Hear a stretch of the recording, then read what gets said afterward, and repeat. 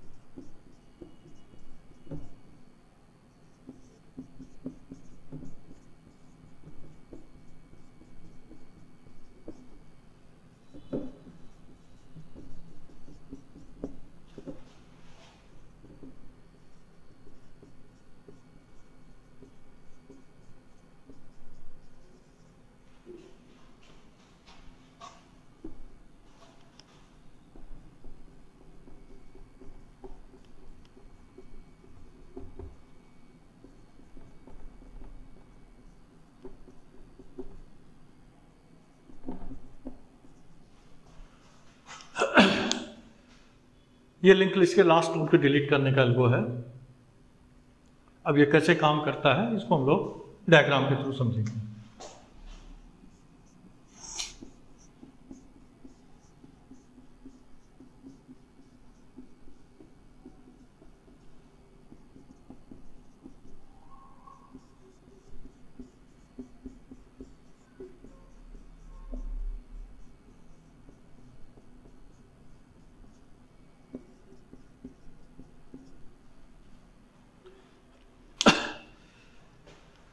Last node को डिलीट करने के लिए सबसे पहले हमको क्या करना होगा, लास्ट नोड पे पहुंचना होगा। जब तक हम लास्ट नोड पे पहुंचेंगे नहीं तब तक हमें पता कैसे चलेगा कि हमें किस नोड को डिलीट करना है। तो हमें सबसे पहले लास्ट नोड पे पहुंचना होगा। तो प्रोसेस हमें मालूम है कि फर्स्ट एलिमेंट का एड्रेस ले लें पीटीआर में, फिर इस पे आए, फिर इस पे आए, फिर इस पे आए। इस पे जब आए तो ये लास्ट नोड हो गया। अब हमें इसे डिलीट करना है। लेकिन यहाँ पे एक प्रॉब्लम है। अगर हम इस नोड पे हैं और इस नोड पे से ही इस नोड को डिलीट कर रहे हैं तो ये थोड़ा कालिदास वाली सिचुएशन हो जाएगी। हमें क्या करना होगा कि जिस नोड को डिलीट करना है उसके जस्ट पहले वाले नोड पे पहुंचना होगा, या पहले वाले नोड का भी एड्रेस मालूम होना चाहिए, क्योंकि इसे डिलीट करने का मतलब यह हुआ कि इस नोड का लिंक का एड्रेस अब क्या हो जाएगा, नल हो जाएगा। तो इसमें थोड़ा सा वो अरेंजमेंट करना पड़ा है। तो अब देखिए कैसे प्रोसेस कर रहा है एल्गो। फर्स्ट ये ब्लॉक लिखा है, ये किस लिए लिखा गया है, to check underflow condition. और अंडर फ्लो कंडीशन चेक करने का मतलब क्या हुआ कि सबसे पहले हम क्या चेक करेंगे कि फर्स्ट में क्या एड्रेस है। If first is equal to null, इसका मतलब क्या हो गया कि पहले एलिमेंट का एड्रेस नल है। और अगर पहले एलिमेंट का एड्रेस नल है इट मीन लिंक लिस्ट में एक भी एलिमेंट नहीं है।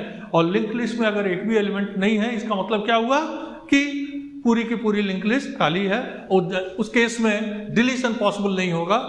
उसको हम क्या कहते हैं, अंडरफ्लो कहते हैं। एक प्रोसेस टर्मिनेट हो जाएगा।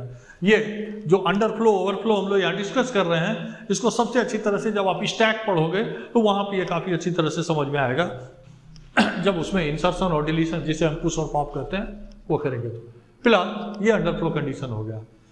अब अगर ये नहीं है तो आगे प्रोसीड करेंगे। तो अब यहाँ पे हमें लास्ट नोड डिलीट करना है, तो पहले हमें लास्ट नोड की तरफ प्रोसीड करना है।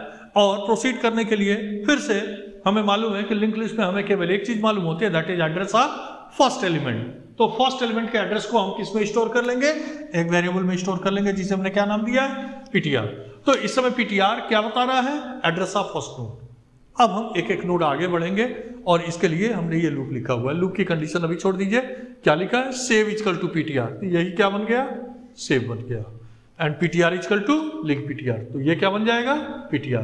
PTR equal to link PTR से पीटीआर कैसे बन गया, ये हम लोग काफी बार डिस्कस कर चुके हैं कि अगर ये नोड पीटीआर है, इसका एड्रेस नोड पीटीआर मतलब इसका एड्रेस पीटीआर वेरिएबल में है, तो इसका लिंक पार्ट में जो एड्रेस होगा उसको हम क्या कहते हैं, लिंक पीटीआर कहते हैं। और लिंक पार्ट में एड्रेस एग्जैक्टली क्या होगा, अगले नोड का होगा।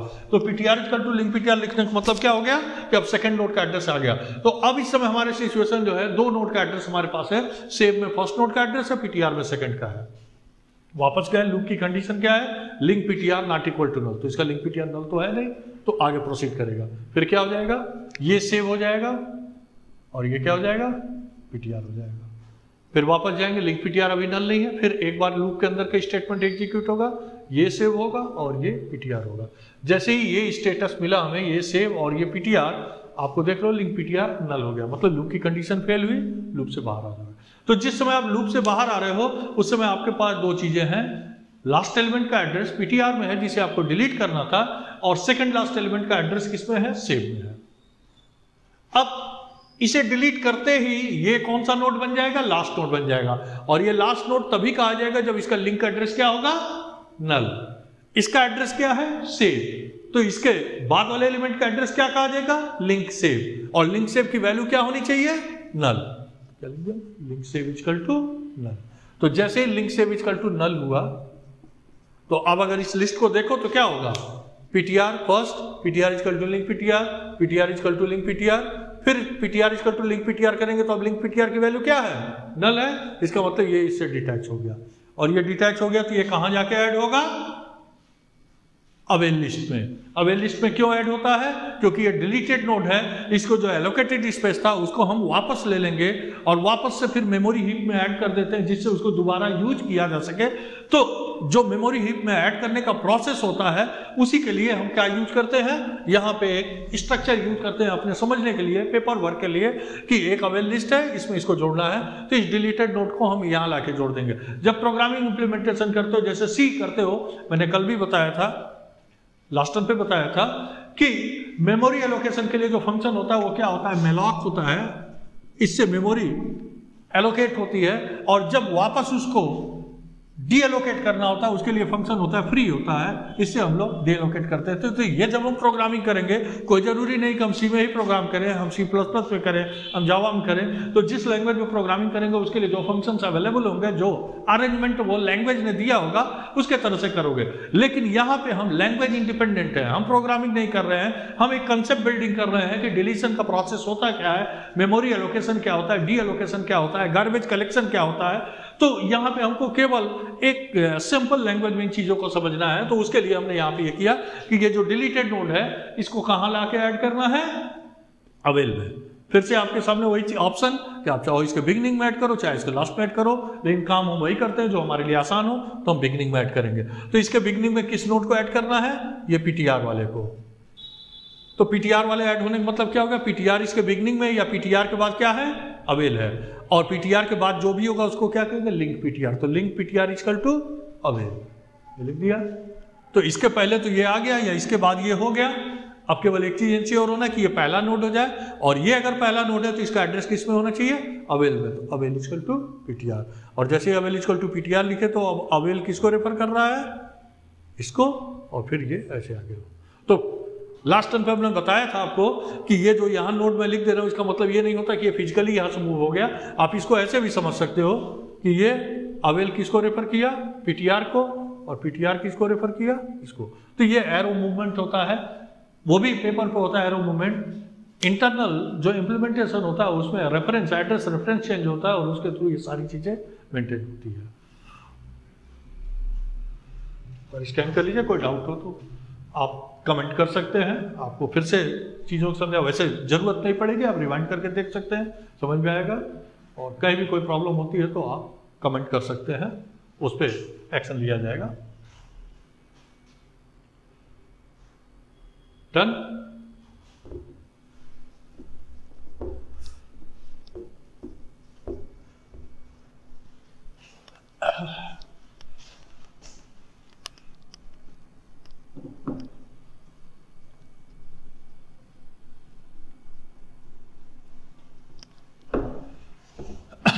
अब नेक्स्ट प्रॉब्लम जिसके लिए हम लोग डिस्कस करेंगे, we have to delete given node from link list. जैसे कोई एक लिंक लिस्ट है और आप एक डेटा सर्च करोगे और वो डेटा जहां पे मिलेगा उसी डेटा को डिलीट करोगे। फिर से फर्स्ट ऑकरेंस ऑफ डेटा, हो सकता है लिंक लिस्ट में वो डेटा कई बार हो, तो हम किसको डिलीट करेंगे, तो जो पहली बार मिलेगा उसको डिलीट करेंगे। इसको और अच्छी तरह समझना हो तो ऐसे समझ सकते हो, जैसे सपोज करो ये लिंक लिस्ट है,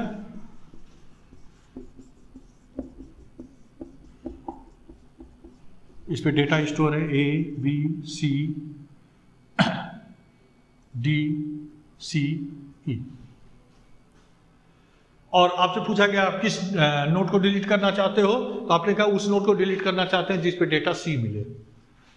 तो अब C यहां भी मिल रहा है और यहां भी मिल रहा है, तो इसमें कोई कंफ्यूजन नहीं होना चाहिए कि इसको डिलीट करना है, किसको डिलीट करना है। आपको इसी को डिलीट करना है, क्योंकि जो आपका प्रॉब्लम है वो यही कर रहा है कि डिलीट द नोड जहां पे आपका डेटा पहली बार मिले है, at the first occurrence of data, जहां पे मिले पहली बार उसको डिलीट करना है। तो हमें इसे डिलीट करने के लिए एल्गो लिखना है।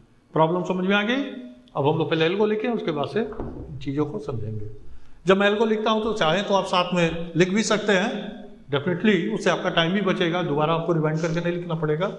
और जैसे प्रॉब्लम दिया जाता है, एक दूसरा तरीका ये भी होता है कि मैंने ये कहा कि ऐसे ऐसे करना है, मैं लिख रहा हूँ, साथ में आप भी पेपर पे प्रैक्टिस कर सकते हैं, कोशिश कर सकते हैं। हो सकता है कि दोनों का मैच हो सकता है आप हमसे अच्छी तरह से लिखें। तो ये चीज़ें होंगी, तो जैसे जैसे आप प्रैक्टिस करोगे आपका कॉन्फिडेंस लेवल बढ़ता जाएगा, और जब कॉन्फिडेंस बढ़ेगा तो डेफिनेटली आपको इंटरेस्ट भी बढ़ता रहेगा।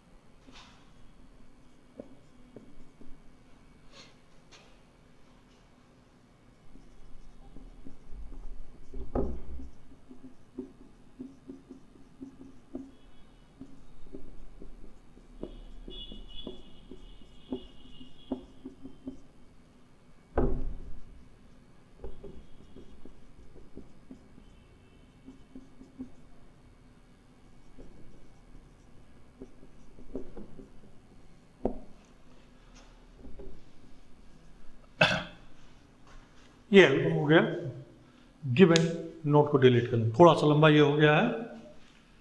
अब क्या क्या चीजें इसमें होनी है समझने की कोशिश करिए।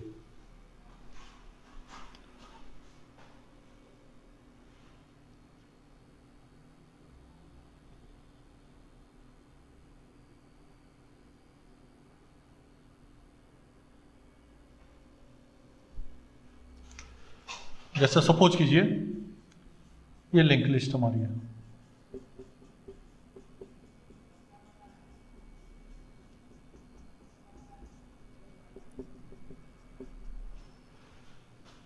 तो पहला जो कंडीशन है एज यूजुअल और अंडरफ्लो की कंडीशन वो आपने चेक कर लिया। अगर अंडरफ्लो है तो प्रोसेस वहीं टर्मिनेट हो जाएगा, अदरवाइज हम आगे प्रोसीड करेंगे। अब डेटा हमें सर्च करना है, वो हमने इनपुट करा लिया एक्स में। वो डेटा यहां पे भी हो सकता है, यहां भी हो सकता है, यहां भी हो सकता है, यहां भी हो सकता है, यहां भी हो सकता है। यहां होगा इसको हमने अलग से कंसीडर कर लिया है, और बाकी कहीं मिलेगा उसको अलग से लूप में करेंगे। ठीक है, तो पहले हमने लिख दिया if info first is equal to X. अगर एक्स यहीं मिल गया it means you have to delete first node of link list, और फर्स्ट नोड को डिलीट करने का प्रोसेस आप पहले से जानते हो, वही चीज यहां पे यूज करना है। क्या लिखा हमने? Old is equal to first, first is equal to link first. First is equal to link first लिखते ही क्या हो गया, ये इससे डिटैच हो गया। अब ये डिटैच हो गया तो ये कहां जाके जुड़ेगा? अवेल लिस्ट में जुड़ेगा। Link old is equal to avail, avail is equal to old. ये वही प्रोसेस है जो इसके पहले आप कई बार पढ़ चुके हो, फर्स्ट नोड के डिलीशन में स्पेशली पढ़े हुए हो, तो इसको अलग से डिस्कस करने की जरूरत नहीं है। अगर आपको इसमें कुछ डाउट हो रहा है तो आप पिछले लेक्चर्स में इसको अच्छी तरह से देख सकते हैं, आपको समझ में सब आ जाएगा। अब हम ये मान के चल रहे हैं कि जो डेटा हमारा है वो पहले नोड पे नहीं मिल रहा है, कहीं और मिल रहा है। सपोज करो यहां मिल रहा है, एक्स यहां मिल रहा है, तो क्या होगा? तो पहले चीज हम सर्च तो करें। तो सर्च करने का जो प्रोसेस है शुरू कहां से करेंगे? तो अभी तक हम लोग शुरू कहां से करते थे? पीटीआर इजकल टू फर्स्ट से। हमने यहाँ PTR is equal to link first लिखा है क्योंकि पहले नोड को तो हम यहाँ कंसीडर ही कर चुके हैं, तो दोबारा वहां से क्यों शुरू करें? तो दोबारा हम कहां से शुरू करेंगे? सेकंड नोड से। तो PTR is equal to link first से हम शुरू कर रहे हैं। और क्या लिख रहे हैं कि repeat while info PTR not equal to X and PTR not equal to data. मतलब वही प्रोसेस सर्चिंग है। सर्चिंग हमारा कब खत्म होगा? या तो PTR not equal to null, या तो पीटीआर नल के बराबर हो जाए, मतलब लिंक लिस्ट पूरी खत्म हो गई, डेटा नहीं मिला, या इन्फो पीटीआर एक्स के बराबर हो जाए, डेटा मिल जाए। दोनों में से कोई कंडीशन हो जाए, हमारा काम हो जाएगा। तो फिर से आगे बढ़ते रहेंगे। तो अभी हम शुरू कहां से कर रहे थे? यहां से। ये पीटीआर था, लूप के अंदर आए तो फिर से क्या हो जाएगा? जैसे लास्ट एग्जांपल में किया था, ये सेव हो गया और ये पीटीआर हो गया। Save is equal to PTR, PTR is equal to link PTR. तो जैसे ही ये सेव हुआ और ये पीटीआर हुआ, आपको दिखाई दे रहा है कि कंडीशन आपकी सेटिस्फाई हो गई। Info PTR is equal to X हो गया, और info PTR is equal to X होने का मतलब आपका ये सेटिस्फाई हो गया कंडीशन, आप लूप से बाहर हो जाओगे। अब लूप से बाहर हो गए तो अब आपको किस नोड को डिलीट करना है? उस नोड को जिसका एड्रेस पीटीआर में है। तो ये डिलीट होने का मतलब क्या हुआ कि सेव के बाद आप सीधे किस पे चले जाओ? इस पे चले जाओ। ये इतना तो करना है। अगर ये हो गया तो इस नोड के बाद आप इस पे आओगे ही नहीं, ये रेफरेंस में नहीं रहेगा, डिलीट हो जाएगा। अब इस नोड के बाद सीधे इस पे जाओगे, ये कैसे इंश्योर होगा? तो इसको समझिए। इसका एड्रेस क्या है? सेव। इसका एड्रेस क्या है? पीटीआर। इसका एड्रेस क्या कहा जाएगा? अगर इसका एड्रेस पीटीआर मालूम है तो इसका एड्रेस क्या होगा? लिंक पीटीआर होगा कि नहीं होगा? तो इसका मतलब इसका एड्रेस क्या हो गया? लिंक पीटीआर हो गया। तो ये आपको यहां मिल गया। अब ये एड्रेस सेव है। इसके बाद सेव के बाद जो अगला एलिमेंट होगा उसको हम किस रिप्रेजेंटेशन से लिखते हैं? लिंक सेव से। तो लिंक सेव की वैल्यू अभी क्या है? पीटीआर है। अगर हम लिंक सेव में पीटीआर की जगह पे लिंक पीटीआर डाल दें, link save equal to link PTR, तो इसका मतलब क्या होगा कि इसके लिंक पार्ट में जो अभी पीटीआर का एड्रेस था उसकी जगह किसका एड्रेस आ जाएगा? लिंक पीटीआर का आ जाएगा। तो ये सीधे इसको रेफर करेगा। और ये इतना होने भर से ही क्या हो गया? ये इस लिंक लिस्ट के रेफरेंस में अब नहीं आएगा। कैसे नहीं आएगा? First node PTR equal to link PTR, ये फिर PTR equal to link PTR करेंगे तो किस पे आ जाएंगे? इस पे, और आगे कहानी चल जाएगी। मतलब ये इससे डिटैच हो गया। अब जब ये इससे डिटैच हो गया तो उस केस में अब क्या करना होगा? इसको आपको कहां जोड़ना है? अवेल लिस्ट में। इसका एड्रेस पीटीआर है तो link PTR equal to avail और अवेल इक्वल टू पीटीआर। बिल्कुल वैसे link old equal to avail, avail equal to old, यहां पे पीटीआर और पीटीआर। डन। अब एक पॉसिबिलिटी और बनती है, डेटा यहां पे मिल रहा है तो उस केस में क्या होगा, फिर ये सेव होगा, ये पीटीआर होगा, फिर ये सेव होगा और ये पीटीआर होगा। अब info PTR equal to X हो गया, लूप से बाहर हो गया। अब इस केस में क्या होगा, ये नोड डिलीट होगा तो इसका लिंक एड्रेस क्या होना चाहिए, नल। लेकिन हम क्या लिखे हैं, link save equal to link PTR. तो link save equal to link PTR की वैल्यू क्या है, नल है। तो link save equal to link PTR जब करेंगे तो इसका लिंक एड्रेस ऑटोमेटिकली क्या हो जाएगा, नल हो जाएगा, और ये फिर अवे लिस्ट में जुड़ जाएगा, मतलब ये लास्ट नोड हो जाएगा। तो इसका मतलब कि फर्स्ट नोड के अलावा डेटा कहीं पे भी मिलेगा वो इस लूप से इंश्योर होगा, फर्स्ट नोड पे मिलेगा तो ये इससे इंश्योर होगा, और इस तरह से ये डिलीशन पूरी तरह से काम करेगा। सो बात समझ में आ रही है कि नहीं आ रही है? आप इसको एक बार वर्कआउट करेंगे, और अगर इसमें कोई डाउट अभी होता है तो हम इसको नेक्स्ट लेक्चर में थोड़ा दूसरे तरीके से समझाने की कोशिश करेंगे, लेकिन वो अभी नहीं करेंगे। आप पहले इसी को एक बार दो बार स्कैन करोगे, हो सकता है आपको समझ में आ जाए। अगर नहीं समझ में आएगा तो फिर हम लोग उसको दूसरे तरीके से समझने की कोशिश करेंगे, फिर वो कंसेप्ट थोड़ा और क्लियर होगा। ठीक है, थैंक यू।